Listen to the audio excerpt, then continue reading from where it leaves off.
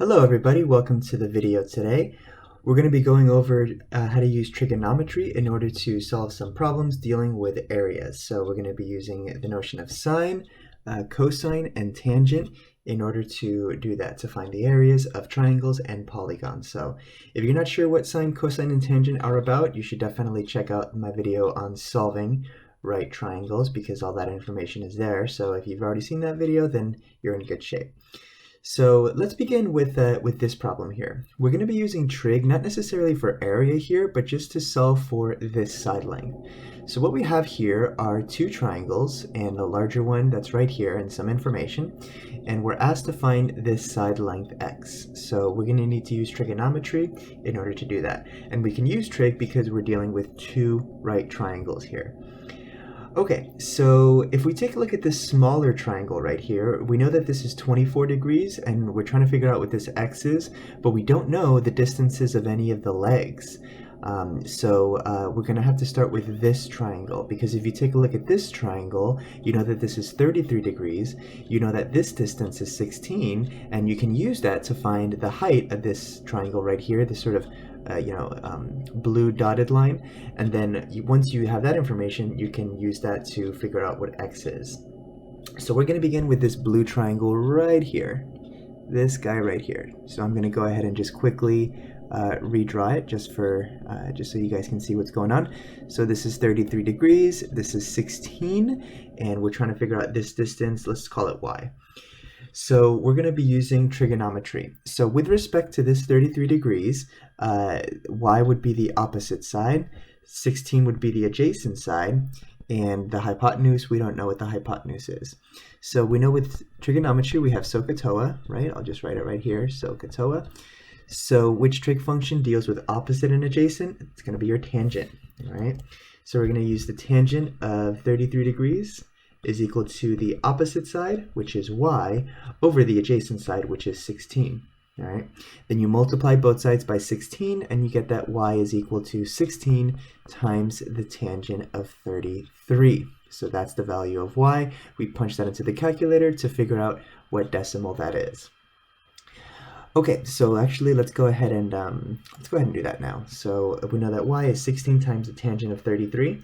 So I'm going to take my calculator here, and I'm going to change it to degrees, and then I'm going to type in 16 times the tangent of 33 degrees, and that's going to give me rounded to 10.4, and I'm going to store that as y.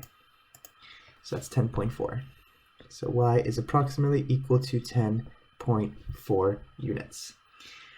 Okay, so now that we know that that's 10.4, we're going to be working with this smaller triangle right here, and I'll just sort of redraw it right here just so you see what's going on.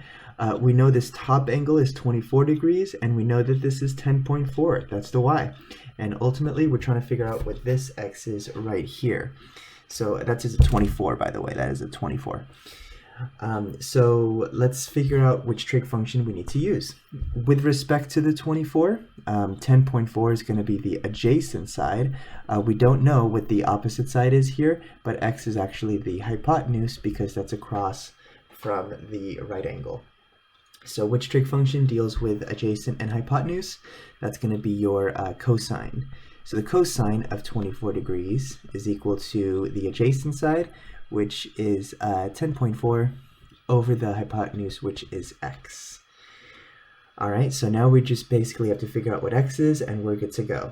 All right, so we multiply both sides by x and divide by the cosine of 24, and that gives me 10.4 over cosine of 24. And if you didn't understand that algebra, I would just look back at that video real quick, the initial one of solving right triangles.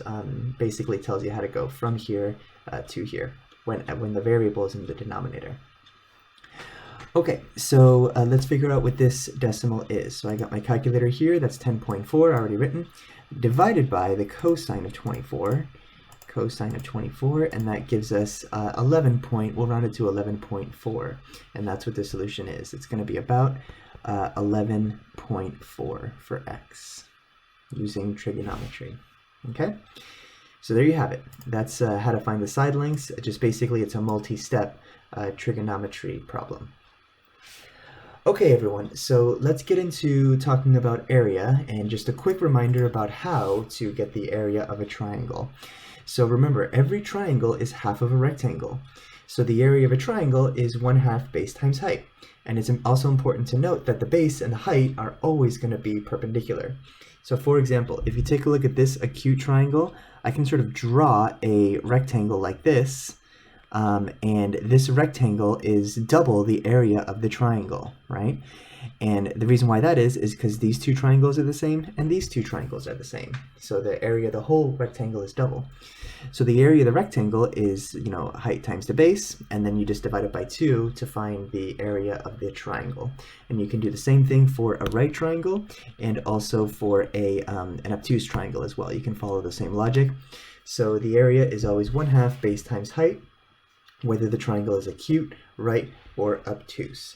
So for today's lesson, we're mostly going to be dealing with acute triangles, just like this. So the height needs to go from the vertex and perpendicular to the opposite side. We call that an altitude, but that's what the height is going to be with respect to the base, always perpendicular. All right, so example 2. We're going to calculate the area of this triangle right here, knowing that, we have one distance right there, which is 10, right? That distance is 10, and, two of the angles are 48 and 22. So let's get started by figuring out the variables that we need to calculate in order to find the area of this triangle. So as you can see, this is an acute triangle. We have like this situation right here, where the height is perpendicular to the base. So we're going to need to eventually here figure out the height. Okay, let's call this h, and we're also going to need to figure out the distance of the base, this distance right here. And because we have that height right there, sort of, at a right angle, the base is the addition of these two. So the distance from here, I'll use another color, the distance from here to here, we call that y, and the rest of that orange distance, we're going to call that, we'll call the red one x, and we'll call this orange distance y.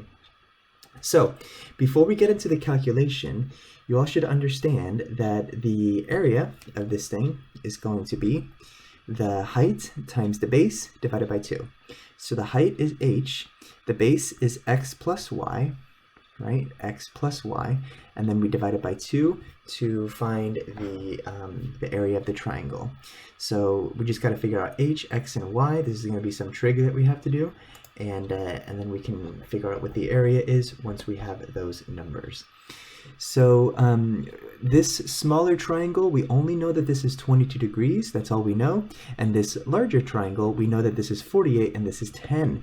So we're going to be able to determine what h and x is based on that information. So once again, we know this is 48 degrees, okay, that's a right angle. Here we have h, here we have x, and here we have 10, all right? So let's do some trig to figure out what the value of x and h are. So once again, we have the right angle here. The side across from that right angle is the hypotenuse, which is 10. The side across from the 48 is the opposite side, and the side next to 48, that's not the hypotenuse, is the adjacent side. So let's figure out x first. So in order to figure out x, that is the opposite side to 48, and we already know what the hypotenuse is. So let me write down that SOHCAHTOA right here, just for my reference, SOHCAHTOA. Okay, so which trig function deals with opposite and hypotenuse? That's going to be your sine. Opposite and hypotenuse, that's the sine function. So we're going to write down the sine of 48 is equal to the opposite side, which is x, over the hypotenuse, which is 10. So that's the equation you need to write in order to figure out what x is.